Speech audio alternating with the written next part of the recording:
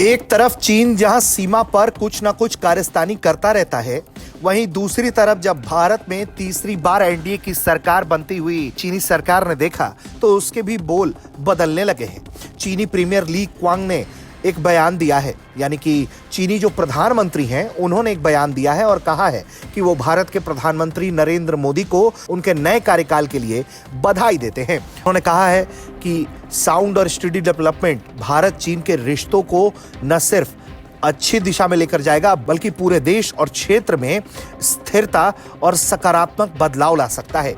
उन्होंने कहा है कि चीन चाहता है कि वो भारत के साथ अपने जो द्विपक्षीय संबंध है उसे सही दिशा में बढ़ाए।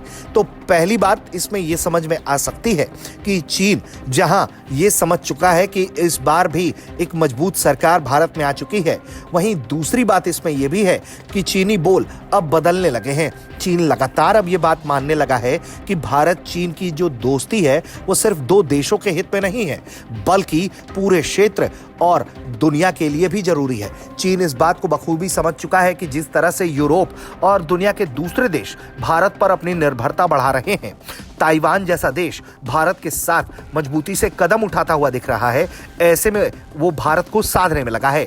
यही वजह है कि चीनी प्रधानमंत्री ने यह बयान देते हुए कहा है कि चाइना चाहता है कि उसके द्विपक्षीय रिश्ते भारत के साथ एक अच्छी दिशा में रहे जिससे दोनों देशों को फायदा हो। लेकिन जो तस्वीरें सामने आ रही हैं उससे एक बात तो साफ है कि चीन तमाम ऐसी बातें करते हुए भी एलएसी पर कोई ना कोई हरकत किए रहता है। अब ऐसे में भारत किस तरह से चीन के इस प्रस्ताव को देखता है यह देखना होगा। हालांकि विदेश मंत्री ने पहले ही साफ कर दिया है कि चीन के साथ हमारे मसले अलग हैं।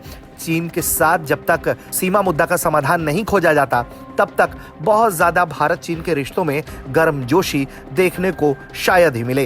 हालांकि एक बात यहाँ जरूर हमें समझनी चाहिए कि भारत चीन के रिश्तों में भले ही बहुत तल्खी हो, लेकिन दोनों देशों के बीच एक देश रूस भी है जो दोनों का ही अच्छा मित्र देश है और रूस के तरफ से लगातार यह प्रस्ताव रहा है कि भारत और चीन इतने सक्षम है कि यह आपस में बैठकर बात कर सकते हैं।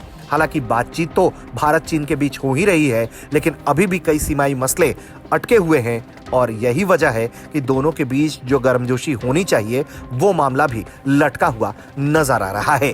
ब्यूरो रिपोर्ट, भारत तक।